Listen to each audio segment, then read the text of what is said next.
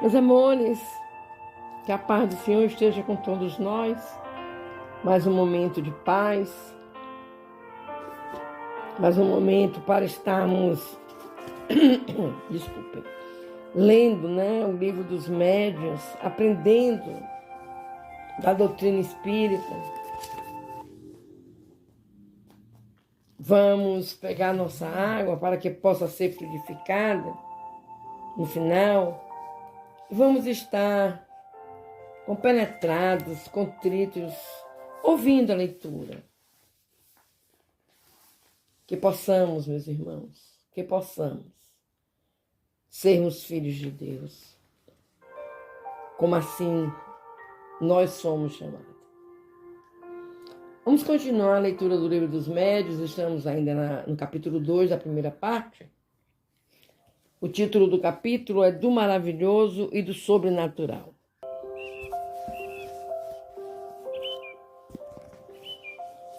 Pronunciamos há pouco a palavra milagre.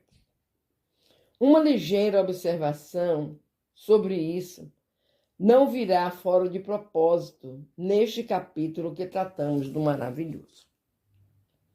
Na sua acepção primitiva e pela sua etimologia, o termo milagre significa coisa extraordinária, coisa admirável de se ver.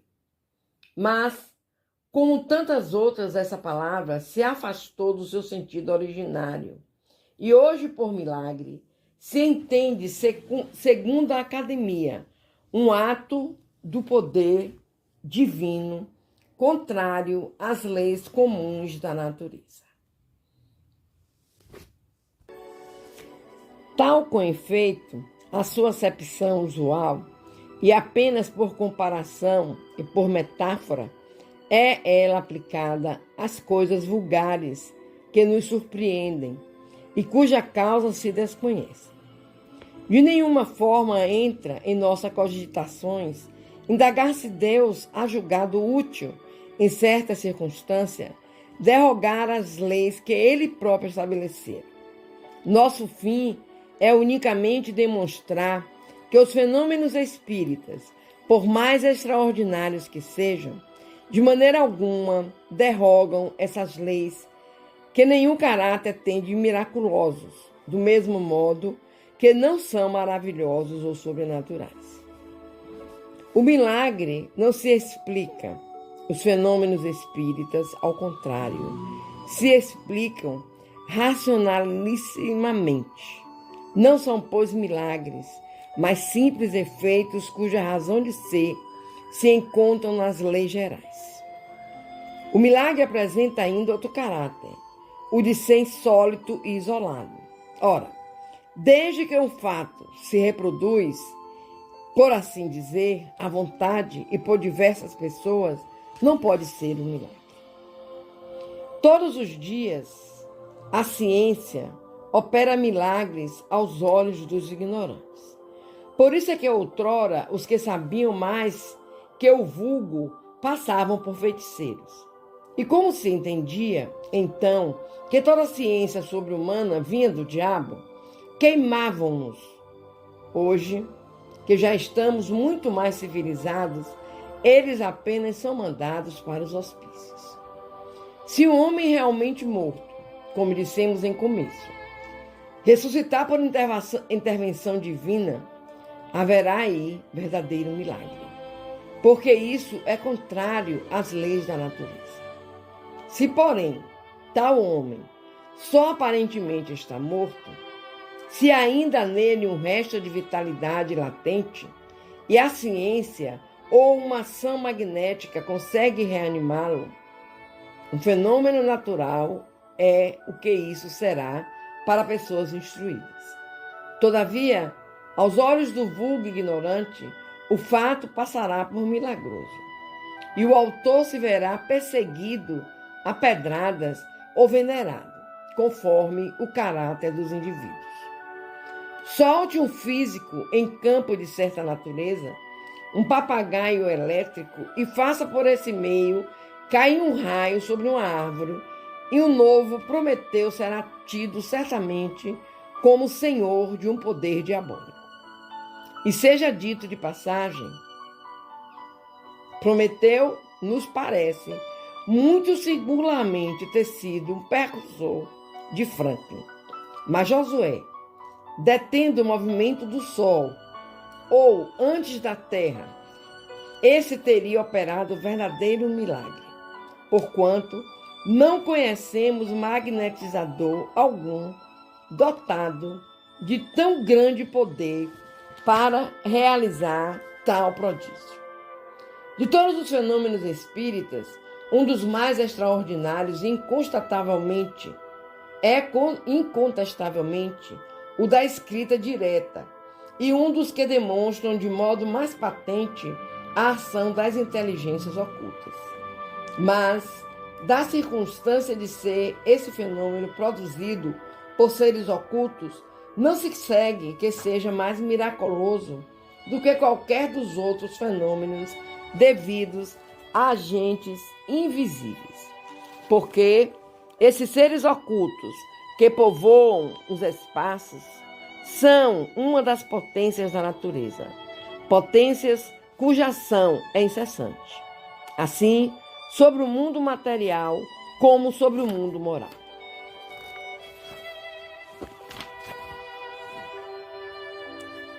E assim, meus amores, nós vamos destrinchando o nosso tema do maravilhoso e do sobrenatural. Vocês viram aí falar sobre o milagre. Jesus, quando andou no seu apostolado pela terra, ele curou muitos irmãos. Ele curou, é a forma de nós falarmos. Mas ele nunca disse, eu te curei. Ele nunca disse, eu fiz um milagre. Ele sempre disse, a tua fé te curou. Então, nós podemos observar que o milagre,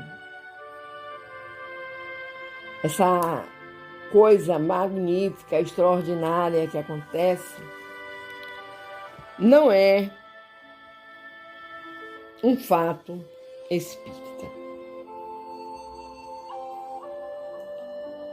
Atualmente se vê muito falar em EQM. Pessoas que tiveram a morte prenunciada e por algum período de tempo retornam à vida. Isso não é um milagre. Isso é um fenômeno, um fator natural da vida. Então é preciso que nós saibamos, que nós conheçamos os fatos, para que entendamos melhor tudo que a nossa doutrina nos fala. Mais adiante de nossa leitura, nós vamos ver, vamos entender as manifestações mediúnicas e ficará mais fácil da gente seguir com o nosso entendimento. Que o Pai nos abençoe. Vamos conversar com o Papai do Céu. Às vezes, quando eu digo assim, meus irmãos, vamos conversar com o Papai do Céu, dá a impressão que eu estou falando com um bocado de criancinha, né? Mas não pensem assim não, viu? É porque é uma forma carinhosa de eu convidá-los a orar. Meu Deus, nós gostaríamos, Pai, de começar a conversar contigo, lendo a oração de São Francisco de Assis. Senhor, fazei de mim um instrumento de vossa paz. Onde houver ódio, que eu leve o amor. Onde houver ofensa, que eu leve o perdão. Onde houver discórdia, que eu leve a união. Onde houver dúvidas, que eu leve a fé. Onde houver erros, que eu leve a verdade. Onde houver desespero, que eu leve a doce esperança. Onde houver tristeza, que eu leve alegria. Onde houver trevas, que eu leve a luz. Ó Mestre, fazei com que eu procure mais consolar que ser consolado, compreender que ser compreendido, amar que ser amado. Pois é dando que se recebe, é perdoando que se é perdoado, e é morrendo que se vive, que se nasce para a vida eterna. Que assim seja. E assim, Pai amado, diante dessa oração de São Francisco de Assis, uma linda oração, onde São Francisco de Assis nos convida a vivenciarmos, junto com o Mestre, tudo aquilo que se faz necessário para a nossa jornada terrena. Queremos te pedir, Pai amado, tende misericórdia dos nossos irmãos, tende misericórdia da humanidade. É muito sofrimento, Pai, é muita angústia, é muito tormento. Muitos dos nossos irmãos, Pai, por não entenderem, por não compreenderem certas situações, se envolvem em misticismos, em fanatismo, em busca para soluções da própria vida. Eles não entendem, Pai, perdoa-os. Eles não entendem que se aqui estão vivenciando tudo isso, não é um mero acaso, é uma necessidade para o espírito, é uma necessidade de redenção na sua jornada espiritual. Por isso que te pedimos, Pai, perdoa-nos e tende misericórdia.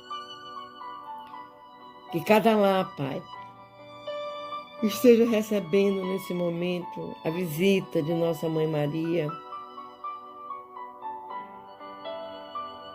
que leva a cada membro desse lar a paz, a ternura, a paciência, o amor.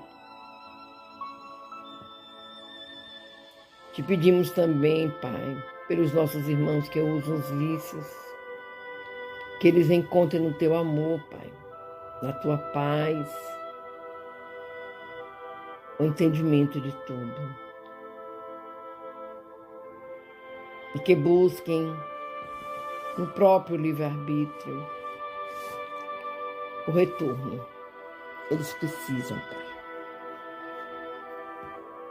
Que assim seja.